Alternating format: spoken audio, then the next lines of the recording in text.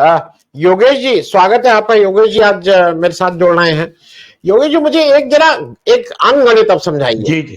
ज्योतिरादित्य जी ने कल कहा कि 34 में से 26 सीटें ग्वालियर संभाग से जिता के लाए थे तो कांग्रेस की सरकार बनी थी। और उन्होंने एक तरह से प्रूव भी किया था जब उन्होंने कांग्रेस छोड़ी और भाजपा में आए तो अपने साथियों को वापस अपने साथ लाए और फिर उनको बाई इलेक्शन में जिताने का भी काम किए। मैं भी विदिशा के पास एक सांची वाले उसमें गया था, वहां पे वो रिजर्व सीट है, लेकिन वो जो सज्जन है वो इनके साथ गए थे कांग्रेस से बीजेपी में और अब वो पूरी तरह इनके साथ है। मैं सिर्फ पॉलिटिकली आपसे समझना चाहता हूं कि ये जो अब ज्योतिरादित्य जी जिसको वो कहते हैं कि 26 में से 24 सीट वो जिता के ले गए थे कांग्रेस के लिए, क्या वो रिपीट कर पाएंगे बीजेपी के लिए या कांग्रेस अपनी कुछ बढ़त बना पाएगी? क्योंकि अगर 24 में से 26 क्राइटेरिया है तो उसमें कहां कांग्रेस या बीजेपी फिट होगी इस बार आपके अंदाज से? जी नमस्कार। मैं असल में जो बात काफी वरिष्ठ साथियों ने और उन साथियों ने जो चंबल और ग्वालियर को बहुत अच्छे से जानते हैं, मैं उनमें काफी सहमत हूं उनकी बातों से। और मुझे लग रहा है कि अगर हम पूरा चंबल और ग्वालियर का सीन देखें तो वो पिछला चुनाव भी अगर हम देखें 18 का, तो और उसके पहले अगर हम लोकसभा का चुनाव देखें जिसमें खुद सिंधिया जी हारते हैं, इससे समझ में आता है कि सिंधिया जी कितने जिता के लाए। और दूसरा ये कि अगर आप वहां पर देखें तो कांग्रेस के अपने आप में बहुत ताकतवर और बहुत स्वतंत्र पहचान रखने वाले काफी लोग हैं जो कई बार कई जगह पर पार्टी के अंदर भी जब यूपीए का दौर था सिंधिया से टकराने का काम करते रहे। और आज भी अगर हम देखते हैं तो वहां पे चंबल में ग्वालियर में कांग्रेस के अंदर उस तरह के लोग उभर के आए हैं पिछले कुछ सालों में, जो सीधा टकराहट कर रहे हैं। और जो इनके एक दौर में शायद वो सब चीजें इसलिए भी रही क्योंकि माधवराव जी का जो एटीट्यूड था, माधवराव जी का जो व्यवहार था और उनका जो तरीका था, वो उस तरह का फ्यूडल नहीं था जो आज इनका फ्यूडल है। इसमें एक बात शायद मुझे लगता है कि जरूर मुझे बार बार दिखती है कि मैं जरूर उतना नहीं जानता, फिर भी मुझे लगता है कि ज्योतिरादित्य सिंधिया में जो फ्यूडलिज्म है, जो उनके व्यवहार में उनकी बातों में उसमें निकलता है, वो कहीं ना कहीं एक असर डालता है।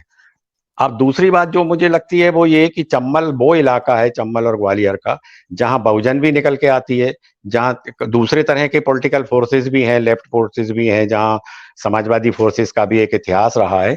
तो ऐसा नहीं है, सिंधिया के सामने टकराने वाली ताकतें चंबल में काफी पुरानी एक इतिहास रहा है। पर निश्चित ही अभी का एक दौर है जो पिछले 5 6 7 10 साल में, जब लोग अब निकल के आए हैं और सीधा कहने लगे और उस तरह के साहित्य आने लगा है, उस तरह की बातें भी होने लगी। नहीं तो काफी लंबे समय तक तो 1857 का जिक्र भी उस तरह से नहीं होता था जो आज हो रहा है।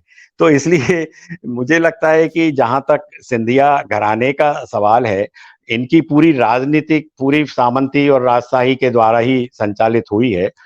शायद राकेश भाई को भी याद होगा और हम लोगों को कि मंत्रिमंडल में जब इनकी बुआ जी थी तो उनको रानी साहिबा नहीं कहने पे भी विवाद हुए हैं, और वो कहीं लिखे हुए डॉक्यूमेंट में भी उन्होंने लिखवाया था कि नहीं ये कैसे होगा। तो डेमोक्रेसी में इस तरह की कई सारे उदाहरण मिलते हैं कि इनका जो अहम है वो अहम की एक टकराहट थी। मैं योगेश जी आपसे एक चीज समझ लूं। मैं मध्य प्रदेश में, अभी आप भोपाल में था, मैंने कई लोगों से एक चीज पूछी कि भाई अगर ज्योतिरादित्य जी का जैसा हालत है वो कांग्रेस में वापस आ जाएं तो क्या? अब लोगों का अजीब रिएक्शन था। लोग कह रहे थे अगर कांग्रेस में वापस आ गए तो कांग्रेस को 10 सीटें मिलेंगी। लोग इतने गुस्से थे। तो क्यों गुस्सा? मतलब ऐसी कौन सी इलविल जनरेट कर दी है ज्योतिरादित्य सिंधिया ने कि उनके आने से एक जनरल सेंस था, कोई कांग्रेसी लोग नहीं थे, पत्रकार लोग थे, कि नहीं नहीं साहब, अगर कांग्रेस ने उनको वापस ले लिया तो कांग्रेस का तो यहां 10-20 सीट पे रह जाएगी। तो इतना क्या उनसे गुस्सा है लोगों को, मध्य प्रदेश के एवरेज लोगों को? योगेश जी देखिए, एक असल में पूरी मध्य प्रदेश की पॉलिटिक्स में देखें आप तो इनके जो पिताजी थे वो एक जगह से फिर भी सम्मानित थे। पर जहां तक ज्योतिरादित्य का जो मैंने भी बोला और राकेश भाई ने भी बोला कि वो पुराना इतिहास कभी का भी आप देख लें, वो जब से राजनीति में प्रवेश किए हैं पिताजी के बाद, तब से उनका कोई ऐसा स्थितियां नहीं रही कि लोग उनके साथ हों। लोग हमेशा इनके एटीट्यूड से, इनकी राजनीतिक तरीकों से, उससे लगातार दूर होते चले गए। और हमेशा कांग्रेस के अंदर वो थे, वो अपनी जगह एक बात हो सकती है, पर लोगों को लगता था कि ये कांग्रेस में ये व्यक्ति सबसे ज्यादा दिक्कत का है। ये जब जनरली आप कभी लीडरशिप में जब देखते हैं ना, तो कई लोगों को लगता है कि ये लीडरशिप ठीक नहीं। जैसे दिग्विजय सिंह के बारे में हम लोग बहुत बात कर रहे हैं, बहुत सारी असहमतियों के बाद भी हम बात करते हैं, पर दिग्विजय सिंह का जो एटीट्यूड है, आज हम कमलनाथ के एटीट्यूड से परेशान है कई कारणों से, मैं यहाँ पे चर्चा में बोल रहा हूँ। पर दिग्विजय सिंह का जो एटीट्यूड है, उससे काफी सारा संवाद हो सकता है, काफी सारे सेकुलरिज्म की बात हो सकती है।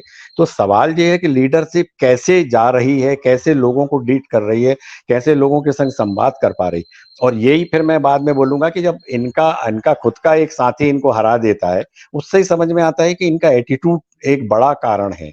तो ये कह देना कि इनको लोग कैसे देख रहे हैं। और दूसरा जो मुझे बहुत बड़ा कारण ये भी लगता है कि अगर आप चंबल और ग्वालियर को छोड़ दें, तो ओवरऑल मध्य प्रदेश में सिंधिया खानदान को कोई नहीं जानता।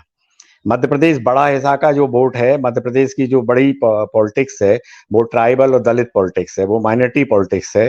वो मध्य प्रदेश के महाकौशल से लेके आपका निमाड़ हो या मालवा हो या अन्य तरह का जो मध्य इलाका है, वहां पर तो इनकी कोई वो है ही नहीं। इसलिए कांग्रेस हो या बीजेपी, अगर इनको लीडरशिप में कोई बात की जाएगी, तो इनको बाकी इलाकों में कोई नहीं जानता। बीजेपी में भी जितना शिवराज को पूरे इलाकों में लोग जानते हैं, इनको कोई नहीं जानता। तो मैं बार बार जो मुझे लगता है कि जे जाए मंडला के ट्राइबल में, जे जाए अलीराजपुर और झाबुआ के ट्राइबल में, इनको कोई भी कभी भी मतलब मुझे तो लगता है कि इनके सभाओं में, मीटिंग में लोग भी नहीं इकट्ठे होंगे ठीक से। तो सवाल ये है कि इनकी जो पॉलिटिक्स है वो बहुत छोटे इलाके में पॉलिटिक्स है। और दूसरी बात यह है कि हम जैसे बहुत सारे इंटेलेक्चुअल्स और पढ़ने लिखने वाले और शहरी लोगों ने इनको ज्यादा एक तरह से मान्यता दी है। एक्चुअल में मैं तो मानता हूं कि हिंदुस्तान, मध्य प्रदेश की पॉलिटिक्स में सिंधिया परिवार का, इनकी जो दादी थी, श्रीमती सिंधिया, उनने जनसंघ को स्थापित किया है उनके जमाने में। उसके पहले वो अलग अलग तरह से रामराज परिषद और अन्य तरह से आई निकल के, जिस तरह का भी जो राकेश भाई ने इतिहास बताया। उनके अलावा माधवराव जी की भी कुछ इलाकों में कुछ थोड़ी बहुत अपनी सम्मान था, पर बाकी सिंधिया परिवार का मध्य प्रदेश के बाकी इलाकों में उस तरह का नहीं है। जबकि यही बात अगर आप किसी दूसरे इलाके में जाएं, जहां के राजा वो थे, या जहां के कुछ प्रभावशाली लोग रहे हैं, उनकी पॉलिटिक्स उनके इलाके से बाहर नहीं निकल पाई, उनका भी वही हाल हुआ। आप रीवा नरेश को देख सकते हैं, आप दूसरे। तो असल में एक तरह से देखें तो फ्यूडलिज्म टूटा भी है, पर दूसरी तरह से देखें हम तो, जो आपने बात छेड़ी थी कि गांधी का रास्ता और गांधी का जो राहुल गांधी ने अपनाया, असल में वो सिर्फ इतना सा बात नहीं है। मैं इसमें जो और एक बात मुझे बार बार लगती है, वो सिंधिया हो या कोई और हो, आइडियोलॉजिकल बहुत बड़ा सवाल है। अगर आपकी समझ ठीक स्पष्ट नहीं है, राहुल गांधी जिन बातों को कर रहे हैं वो एक समझ के साथ कर रहे हैं, वो सिर्फ वस्त्र कम पहन लें या बहुत सादा जीवन जिए उससे बात नहीं है। तो वह वो बात किसके पास है? आज अगर सिंधिया जी से कहा जाए कि आप सिर्फ चंबल और ग्वालियर के विकास के मॉडल को बता दें, जिसमें सभी तरह के गरीब गुरबा से लेकर के दलित आदिवासी सबका समाहित हो, क्या उनके पास कोई मॉडल है? उनके पास कोई आइडियोलॉजिकल समझ है? नहीं है। तो प्रॉब्लम यह है कि लीडर बड़े होना और समझ होना, हम चाहे वहां के मतलब ग्वालियर चंबल में दो बड़े राष्ट्रीय नेता हैं, एक वो जो तोमर जी हैं, जो किसान एग्रीकल्चर मिनिस्टर थे, उनसे आप पूछ लीजिए, वो एग्रीकल्चर के बारे में पूछ लीजिए कि हिंदुस्तान का मॉडल क्या हो सकता है। तो संकट ये है कि नेता बड़े बनना, उसके कई फैक्टर होते हैं जिससे नेता बड़े बन सकते हैं। आप एक फैक्टर तो सामंती फ्यूडल घरानों से आना होता है, बाकी और भी फैक्टर हो सकते हैं। पर आप पॉलिटिक्स कर रहे हैं तो आपकी आइडियोलॉजिकल स्पष्टता अगर नहीं होगी तो आप कहां जाएंगे? और वही हुआ है कि हमारे देश में बहुत सारे इस तरह के जो राजा महाराजा आए हैं डेमोक्रेसी के बाद भी, और शायद वो एक तरह से खूबसूरती थी भी नेहरू के समय में कि जो चाहते थे कि डेमोक्रेसी में सभी लोगों का प्रतिनिधित्व। पर जी अगर जी आप पूरे दौर एक, जी जी, मैं बस एक आखिरी बात की, अगर आप 47 से आजादी के बाद से अभी तक देखें, तो हिंदुस्तान के बहुत सारे कानूनों का सामंती ताकतों के कारण क्रियान्वयन ठीक से नहीं हुआ, जिसमें एक बड़ा महत्वपूर्ण है लैंड होल्डिंग का। जिसको हम लैंड रिफॉर्म के रूप में देखते। हिंदुस्तान में इतने सारे लैंड रिफॉर्म के कानून बने पर इम्प्लीमेंटेशन नहीं हुआ। क्यों? क्योंकि फ्यूडलिज्म हमारा बहुत ताकतवर रहा, कांग्रेस के अंदर भी रहा।